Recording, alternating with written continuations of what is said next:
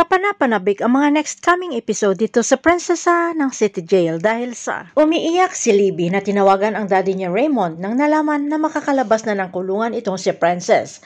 Kaya imbes na mabuking sana sila ni Divina na magkasama sa bahay na pinagtatagpuan ay sumamang umuwi itong si Charlene. Pagkatating sa bahay ay ang Libby na umiiyak ang nabungaran at hindi tanggap na makalaya na itong si Princess at gustong ipakulong talaga ito sa salang panghingidnap sa kanya. Tumutol si Charlene dahil sa ilang araw na pagsasama nila Princess sa loob ng kulungan ay napatunayan na inosente ito si Princess sa kasong panghingidnap at napatunayan rin ni Charlene na napakabuting bata si Princess. Sa pagtutol ni Charlene ay ikinagalit ito ni Sonia na lumalabas na frame up ni Libby itong si Princess na mas kinakampihan ni Charlene itong si Princess kaysa sa kanyang anak na si Libby. Sa galit ay gustong sampalin ni Sonia si Charlene pero pinigilan ito ni Raymond. Sa sobrang pagmamahal ni Sonia sa kanyang apo ay gustong gamitin ni Sonia ang kanilang pera para manuhol sa mga tao at itistigo laban dito sa kay Princess na maibalik sa kulungan. Pero naging matigas at matapang si Charlene na hindi sila kikilos para gagawa ng kasinungalingan lamang at ibalik si Princess sa kulungan. Lalong nagalit itong si Sonia at diretsahan na tinanong si Charlene kung kinukontra na nito ang kanyang desisyon. Buo at matapang na sinagot siya ni Charlene ng oo dahil nagdesisyon na ang batas. Kaya hayaan na lang nilang makalaya na si Princess.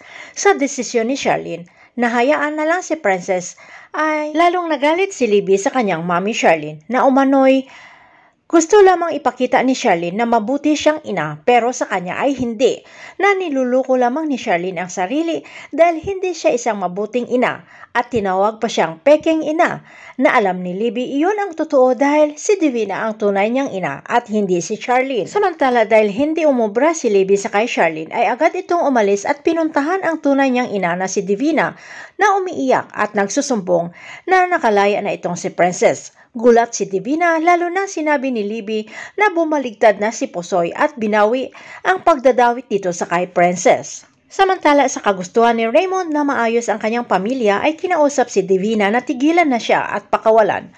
Nangako si Divina na gagawin niya ang hinihiling ni Raymond at handang kalimutan ang nangyari sa kanila dahil mahal niya ang lalaki.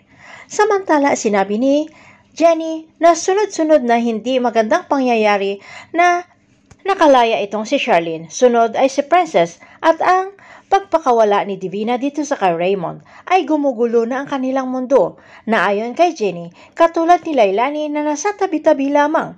Inis si Divina na sinabing hindi pa siya tapos dito sa kay Lailani na sa ngayon ay si Charlene ang tinutukan ni Divina na unti-unting gumuguho na at mas matindi ang darating ng pasabog ang gagawin ni Divina. Ang hindi alam ni Divina ay dinig ni Charlene ang kanilang pag-uusap na kumukuha lamang ng ebidensya laban kay Divina at kung sino ang kasabwat sa pag-frame up sa kanya at dito sa kay Princess. Lalabas kaya ang katotohanan na si Divina at Libby ang may kasalanan dito sa kay Princess at si Divina ang may pakana dito sa pagkakulong ni Charlene. Abangan na lang natin ang mga susunod na episode dito sa Prinsesa ng City Jail.